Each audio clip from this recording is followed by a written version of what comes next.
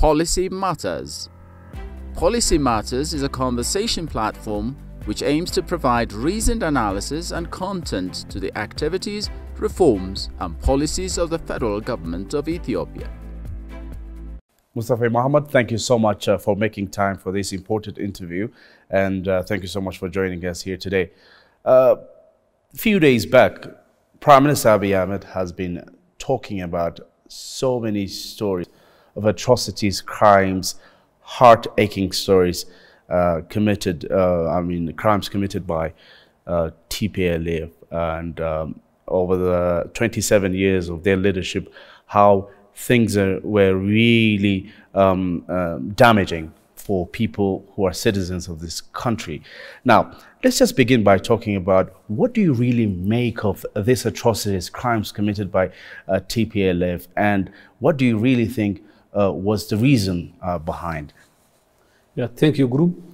To start with the address of the Prime Minister to the Parliament, I think the Prime Minister articulated what the TPLF has been doing when it was in power, what it was doing when it was about to lose power, on the wake of the revolt against it, mainly in Amhara and in Oromia and Amhara regions, and what it was trying to do even after it lost power, how it was trying to undermine and subvert the reform agenda. I think the Prime Minister gave a very damning account of the criminality and vulgarity of the TPLF leadership. I believe... Let me add some points to help you perhaps explain it to us. He was talking about mass graves and mass tortures, mass murders, chasing people away from this country because of their different views and others. Please explain. Yeah, well, I think that has been discussed by human rights organizations, by the international media, by dissident members of the Ethiopian community for a long time. What the Prime Minister has added was a personal recollection from a close-up position, how the system was alienating all with different ideas, how ideas were criminalized, the extent to which the TPLF was willing to go to remain in power, and the fact that there seemed no red lines for it. If communities have to kill each other, the TPLF was okay. If the entire country plunges into civil war and chaos, the TPLF leadership seemed okay as long as they were in power, or as long as their interests were not endangered. So what was really revealing about the TPLF was when he talked about how in the early days of the reform, he himself was surviving. I mean, here is a Prime Minister who was brought to power by his party. The rules were clear. But I think in detail, the Prime Minister talked about the risks to even his life and his family's life in those days. Now, if the TPLF group could put a Prime Minister of a country to that level of danger, you can imagine what they can do to the ordinary Ethiopians.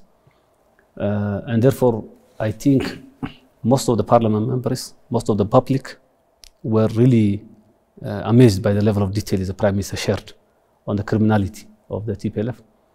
But the accounts of human rights violations were there even before the Prime Minister talked to the Parliament. I mean, Ethiopians know that in the 27 years reign of TPLF, human rights violations were common. Political opponents were killed or imprisoned. Let me give you some more examples on this, so we can also elaborate it further. When you talk about human rights violation and even interference into people's affairs, Ethiopians lived together for centuries with harmony and love. People of Oromo and Somali, for instance. But Prime Minister was talking about how the very intelligence organization formed to protect citizens has been working against its notions or even its mandate, fabricating stories to start commotions and even printing flags to start fightings amongst people. The regional fighting between Ethio-Somali and the Oromia regional state people, how do you really explain the orchestration here?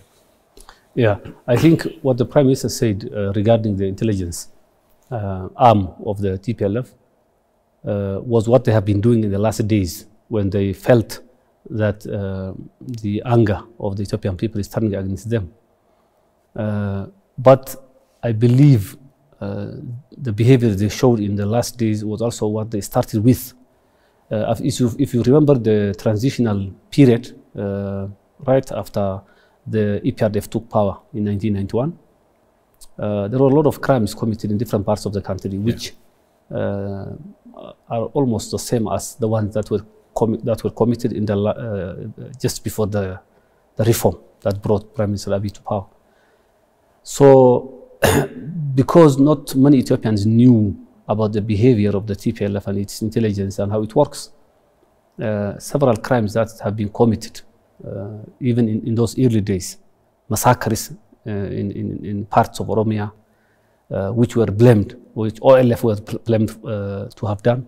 I mean, what happened, what we have seen in the last days of TPLF makes you wonder whether what was happening also in the early days was not the same orchestration of the TPLF and its intelligence wing.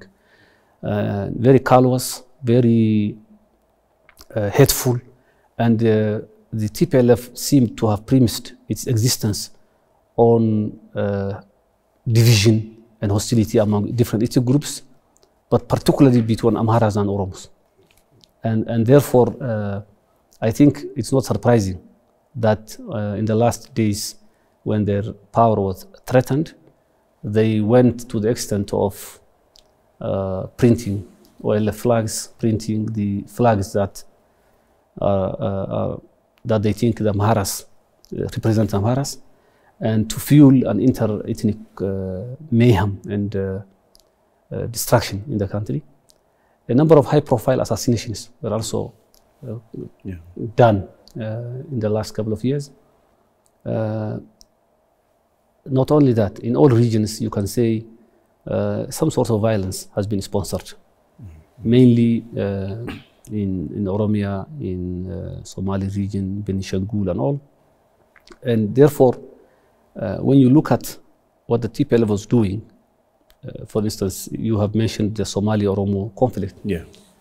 That's particularly interesting. An attempt to outflank. Yeah. To outflank the reformists I just wanted to make a point here, but that was particularly interesting because the story was used against the people themselves when it was not supposed to be used. Ethiopians and Ethio-Somalis and Oromos were living together, intermarried for a long time with almost no problems. But then again, unconstitutionally, they have been, agitated to start war. Why was that happening, really? That was part of the overall TPLF game of surviving by unleashing inter-ethnic conflicts in different parts of the country. They felt that will stop the reformists from coming to power. And when they failed, they also continued that because their ultimate game was to plunge most of the country in violence, give the impression that Tigray is well governed and is therefore peaceful because nobody is sponsoring violence there, and to use that as a sign of the fact that the 27 years rule was better than what the reform promised. And I believe to some extent some gullible international media have bought that. That have been seen in the days of the law operation against TPLF in the last 1 month or so. You could see how some international media were reporting the situation as if the TPLF was so powerful to withstand the federal government, as if the law enforcement operation would put the country into a sort of civil war. So that comes from what TPLF has been doing, both propaganda-wise, but also through creating unrest in different parts of Ethiopia and blaming the reformist team for the breakdown of rule and law. So you know, society and people above anything value order and rule of law. So by undermining the rule of law, by undermining law and order in different parts of the country, the TPLF wanted to get the view, to pass the view that without it, Ethiopia is ungovernable. And I think the Prime Minister is briefing to the Parliament were mainly along the attempts made by the TPLF at different times to present itself as the only group that can ensure the continuity of Ethiopia as a country. Just to remind you, the Prime Minister here said, alongside your point, he said the idea was to present the reformist government, Prime Minister Abiy Ahmed's government, as a weak government, so that, as you've said, arrests and others can be engulfed across the country. Now, in this regard, I just want you to answer this question for me. How do you think the international community should view this situation, the TPLF situation of handling things in this country in their 27 years of administration, and even the law enforcement mission, the humanitarian situation handling of the government, because there are so many misunderstandings going on, sometimes knowingly, you know? Yeah. Well, coming from the Somali region, where for nearly 10 years, the TPLF was committing something close to ethnic cleansing, and knowing the silence of the international community, I was left to wonder what considerations are there for the international communities when it comes to passing moral judgments and political positions on countries.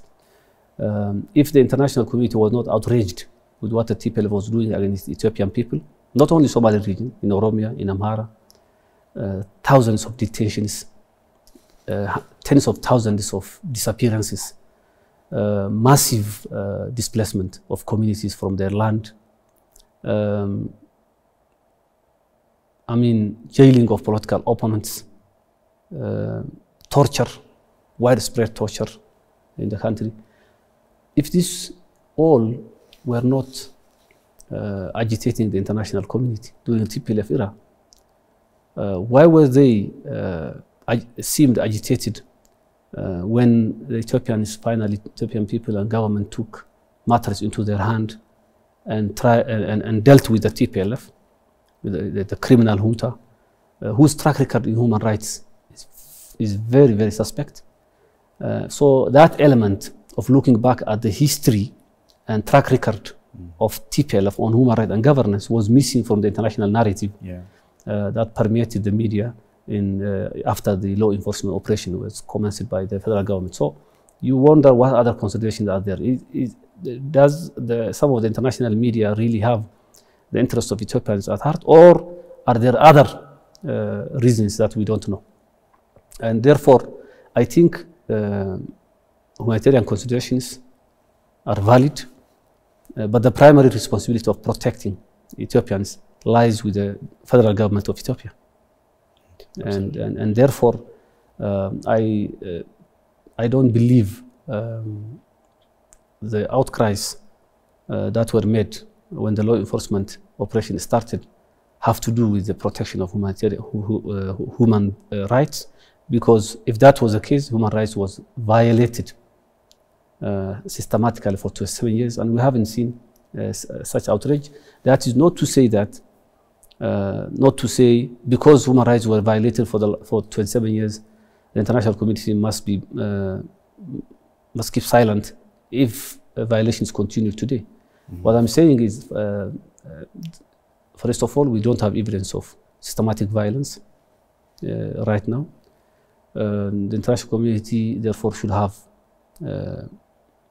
looked at things. I'm not talking about all international community. I'm talking about international media and some members of the international community who seemed to absolve the TPLF from the criminal track record it has on human rights. So when we talk about TPLF, we should be talking about, to me personally, I can draw a parallel between TPLF behavior and what we witnessed in 1970s Cambodia with the violent Khmer Rouge team. By the way, you remind me of some international diplomats' opinion in this regard. The 27 years of atrocities committed, the crimes, according to the Prime Minister's even personal account, of most probably holding him hostage in his own palace, and others, including the conflict situations that we've been talking about, the killings and the mass arrests and the mass graves. They've been saying that the International Criminal Court should start looking at this matter. If you remember in Cote d'Ivoire, when Laurent Gbagbo was removed from power, the ICC intervened. In so many other places in DRC, same situations have been repeated. Do you believe this case can qualify for the ICC to look into? I think the Maikadra massacre alone will warrant holding the TPLF leadership as international terrorists, leave alone the 27 years of killings and humiliation of and dehumanizing of the Ethiopian people. The single act of Maikadra, where hundreds and hundreds of civilians were killed just because of their ethnicity by a youth group of the TPLF, is a good enough reason to take the TPLF leadership to the International Criminal Court.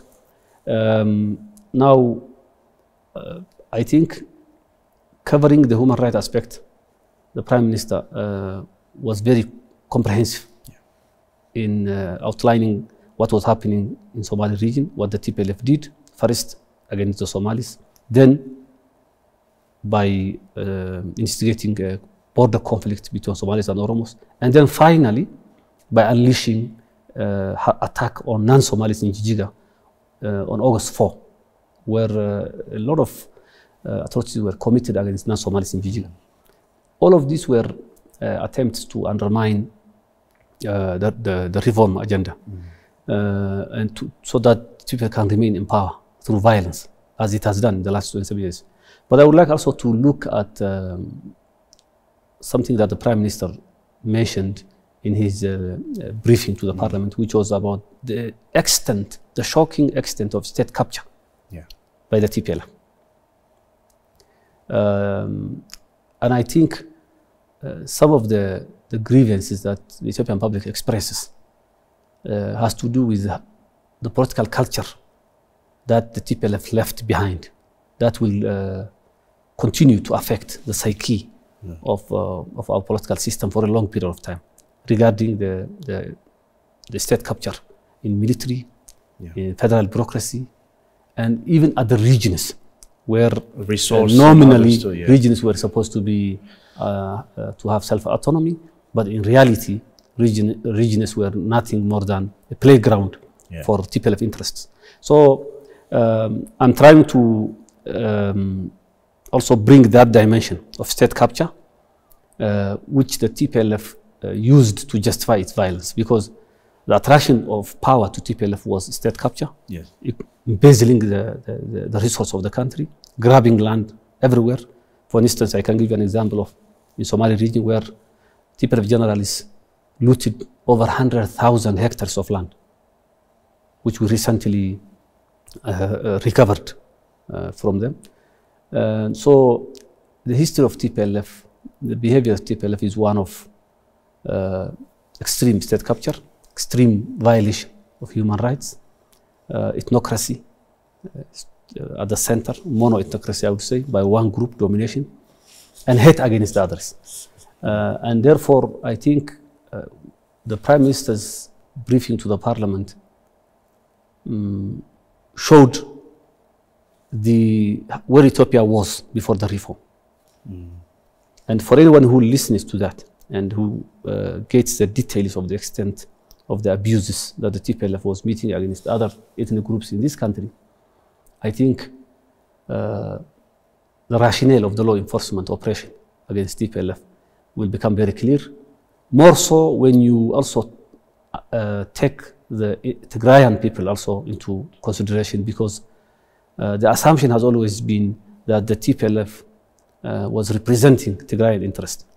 Unfortunately, the most abused people turned out to be Tigrayans, because all of the democratic and human rights that were denied, that the other Ethiopians were also denied in Tigray. And all of the bad governance and extreme torture and control of political space was also implemented in Tigray.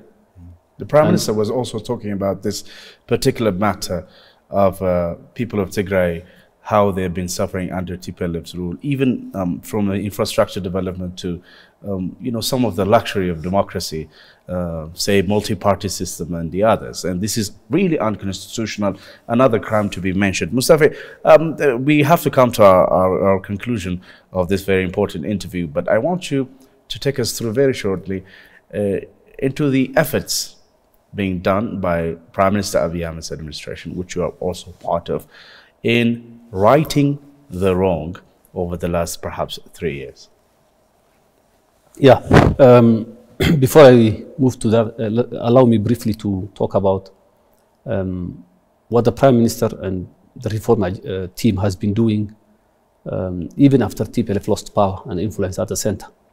As you know, the Prime Minister's motto was heavy on forgiveness and starting a new chapter, which many felt was welcome, but also equally good number of people felt that that was exonerating TPLF from its crimes. The failure of TPLF to use even that opportunity due to arrogance and hubris shows you what kind of organizations there are. But coming to what the Prime Minister and the Prosperity Party has been doing to correct the historical injustices and move the country into a new direction, I think you would understand that the role of, I can mention one from our perspective, from the periphery perspective, Somalis and others. I think the system is now more inclusive in terms of decision making. The very formation of the Prosperity Party and the ideals under which it's supposed to work are a huge improvement on what was there. For instance, Somalis, Afaris, Benishangul, Gambelas, and almost 5 regions of the 9 regions that existed before were considered to be second-tier nationalities. That has been discarded. Those nationalities are now sitting on the table as equal partners, together with their other Ethiopian regions, the 4 EPRDF, what used to be called EPRF regions. That's a huge improvement. The peripheries are coming to the center in terms of voice, in terms of political representation and influence. That will enhance the unity of the country. A very inclusive and narrative and moderation is implemented by the Prime Minister, whereby today, apart from very extremist groups, the dominant narrative in the country is one of brotherhood, bringing people together, clamping down on the extreme ethnic hate that was propagated by TPLF. And I think that's bearing a lot of result in different parts of the country. As people, we always focus on what hasn't worked, but what hasn't worked, and therefore there are still issues to be corrected in some parts of the country where inter-community attacks are happening. But the bulk of the country is safe, and people are living together in harmony, in peace. The very Jijiga town, where on August 4, non-Somalis were massacred, today is an example of tolerance and inclusivity. That is the same for other also areas in Oromia, in Amhara, in the south and all. So I think a huge amount of work has been done in highlighting what unites Ethiopians rather than what divides at the narrative level. In terms of the economy, a lot has changed, a lot of improvement we are seeing. And therefore, I think the reform is beset by a lot of challenges because of the nature of the 27 years, how the TPLF implemented its divisive politics in the last 27 years, but also because state building problems have existed for a long time in Ethiopia, and those are showing here and there. So overall, I think the reform team have done a very good job, and the corona pandemic, the delay of the elections, and a couple of other mishaps have happened. But once we now move into elections, into solidifying the gains made through the reform, I believe the defeat of the extremists like TPLF offers a new beginning to Ethiopia. Mustafa, well, as you've said, there are lots of homeworks to be done in this country when it comes to the work of human rights and also, respecting the Constitution, bringing those people who've been suffering in different parts of the country together so that they can also contribute for the country's development under the ideology of state building, nation building, and also, focusing the country. There's fragmented attention of the people should also come back to this nucleus of forming one great Ethiopia. I think, as you've said, it has been, working. The Prime Minister Abiy's administration has been working a lot in this regard. Achievements can be seen everywhere. One achievement in peace, for instance, is his winning of the Nobel Peace Prize itself. It's one of the most important achievements even for the continent of Africa. But we have to leave it there for now, Mustafa. Mustafa Mohammed, thank you so much for joining us here and explaining this important matter to our audience. And I appreciate the time that you've given us. Thank you so much. Thank you. Policy Matters.